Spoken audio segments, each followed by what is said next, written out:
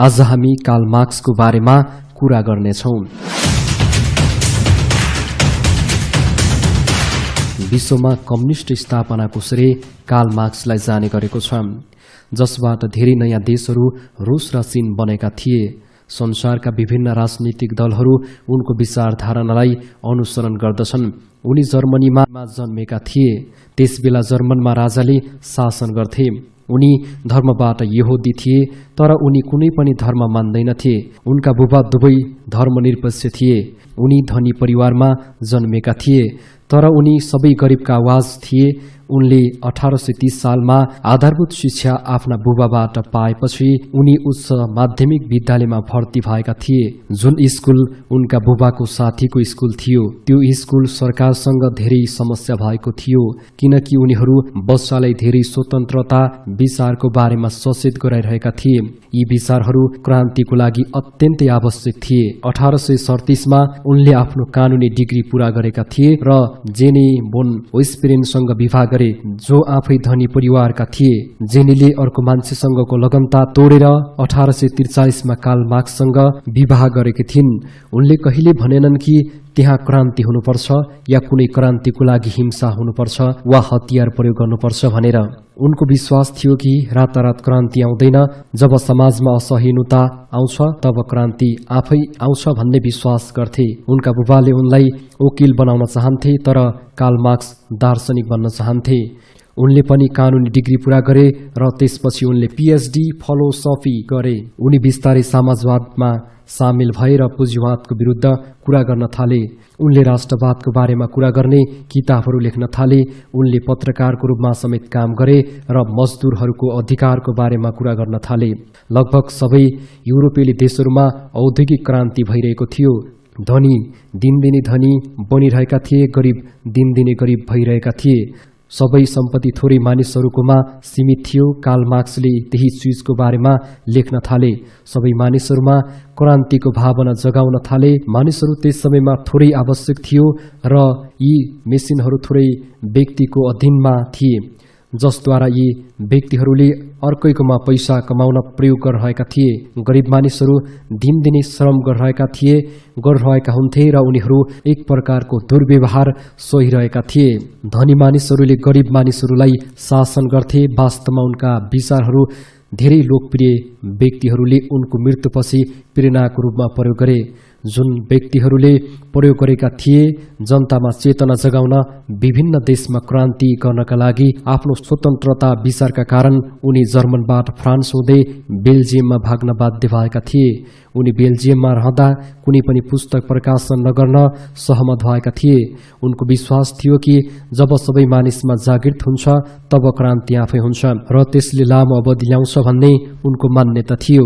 1849 मा Karl Marx लन्डनमा निर्वाचन भयो र कम्युनिस्ट लीगको स्थापना भयो, जुन कुनै पनि जातिको भिन्नताको आवाज दिइरहेको थियो र उनी यो विश्वास गर्दथे कि सबै सम्पत्ति सम्मानजनक रूपमा सबै मानिसहरूमा वितरण गर्नुपर्छ। उनले लगभग आफ्नो सम्पूर्ण जीवन पत्रकारिता र लेखनमा बिताएका थिए। उनले दासत्वको विरुद्धमा लेख्न थालेका थिए। उनको लेखन न्युयोर्क दैनिकमा प्रकाशन हुन थालेको थियो। त्यस समयमा त्यहाँ धेरै दासत्वहरू थिए। उनको जीवनकालमा मान्छेहरू उनको विचारमा हाँसोको रूपमा उडाइरहेका थिए, तर पछि उनले जे लेखे त्यो वास्तविकतामा परिणत भयो र आज पनि विश्वभर भइरहेको छ। उनले भविष्यवाणी गरे कि यदि केही गरेन भने अर्थव्यवस्था पुँजीवादहरूको कब्जामा हुनेछ, धनी झन् धनी हुनेछ र अन्त्यमा क्रान्ति हुनेछ। उनले वर्ग सङ्घर्षको बारेमा धेरै कुरा गरे। उनले लाभ वा फाइदालाई खराबको रूपमा तुलना गर्ने गर्दथे। साम्यवादका विचारहरू दिए, जुन उनी विश्वास गर्थे कि सबै सम्पत्ति सबै मानिसहरूलाई सम्मानजनक रूपमा वितरण गर्नुपर्छ। पुँजीवादी अर्थतन्त्रमा सबै सम्पत्ति थोरै धनी मानिसहरूले मात्रै पाउनेछन्, धनी बढी धनी हुनेछन्, गरिब झन् गरिब हुनेछन्। उनले समाजमा घटेका यस प्रणालीको कडाइका साथ विरोध गर्थे। उनको विश्वास छ कि जब सबैलाई यो जानकारी हुन्छ तब मात्रै हामी यो पुँजीवादी अर्थतन्त्रको विरुद्ध जित हासिल गर्न सक्छौं। 1867 मा कार्ल मार्क्सले दास क्यापिटल नामक किताब प्रकाशित गरे, जुन किताब अहिले पनि धेरै लोकप्रिय बनिरहेको छ, जुन किताबमा पुँजीवादको वर्णन गरिएको छ। उनले यस विवरणमा वर्णन गरे कि कसरी थोरै धनी मानिसहरूले कामदारहरूको शासन गरिरहन्छन्। पुँजीपतिले सबै नाफा लिनेछन्, जसको सम्पत्ति छ उसले मजदुरहरूलाई दासत्वको रूपमा लिनेछन्। त्यो स्थितिमा त्यहाँका राजाहरू हुनेछन् जसले शासन वा कानून बनाउनेछन्। त्यसपछि त्यहाँ एउटा धर्म हुनेछ जसले अन्धविश्वासले सबै मानिसहरूलाई मूर्ख तुल्याउनेछ, जसले राजा र धर्मको रक्षा गर्न मद्दत गर्नेछ। त्यसपछि त्यहाँ मानिस हुनेछन् जो धनी छ र सम्पत्तिको मालिक हो र मानिसहरूलाई यसले आफ्नो कामको लागि प्रयोग गर्नेछ र सबै नाफा लाग्नेछ। र अन्त्यमा ती श्रमिकहरू आउँछन्, दिन र रात उनीहरूको लागि नाफा वा लाभको लागि काम गरिरहनेछन्। जब श्रमिकहरू आफैले बनाएको सामानको मूल्य उनीहरूलाई उच्च मूल्य तिर्नुपर्छ, तब त्यहाँ अनुभूति हुन्छ कि श्रमिकहरूले महसुस गर्नेछन् कि उनीहरू थोरै मानिसहरूले शासन गरिरहेका छन्। जब सबै कामदारहरू तिनीहरूको अवस्थासँग निराश हुन्छन्, तिनीहरू सबै एकजुट हुन्छन् र त्यहाँ ठूलो क्रान्ति हुनेछ। जे उनीले लेखे, धेरै देशहरूमा यो एक वास्तविकता भयो। रसियाका लेनिन उनीबाट प्रेरित थिए, उनले सोभियत जस्ता ठूला देश बनाए। कार्ल मार्क्सले भने कि पुँजीवादको सबैभन्दा ठूलो शत्रु अथवा दुश्मन पुँजीवाद नै हो। उनले यहाँसम्म भनेका थिए, विवाह गर्न पनि मानिसहरूले आफ्ना फाइदाका बारेमा सोच्नेछन्। पुँजीवादले यस्तो समाजको निर्माण गर्नेछ जहाँ मानिसहरूले सम्पत्तिलाई विवाह गर्नेछन् र प्रेम भावनाको कमी हुनेछ।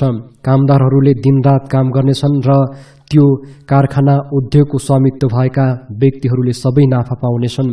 यी सबै मुनाफाहरू थोरै मानिसहरूमा सीमित हुनेछन्।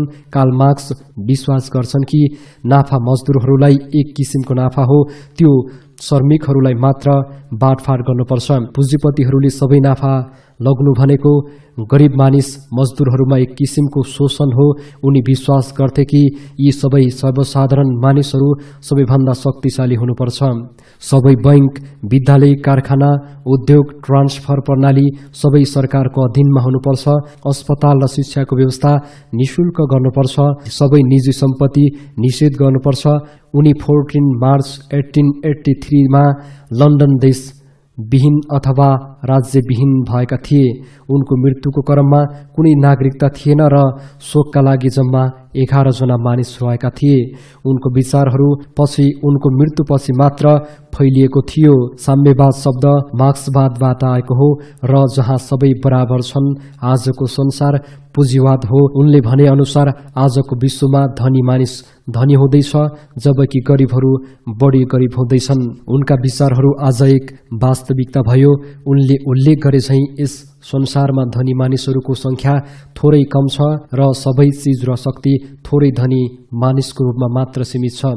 रसिया, चीन, भियतनाम, क्युबा र उत्तर कोरियामा क्रान्ति सबै उनीबाट प्रेरित थिए। रसियाले उनको सिद्धान्तलाई वास्तविक रूपमा इतिहासमा पहिलो पटक लागू गर्यो, जुन 1917 मा कार्ल मार्क्सको मृत्युपछि भएको थियो। आजको लागि यति नै, धन्यवाद।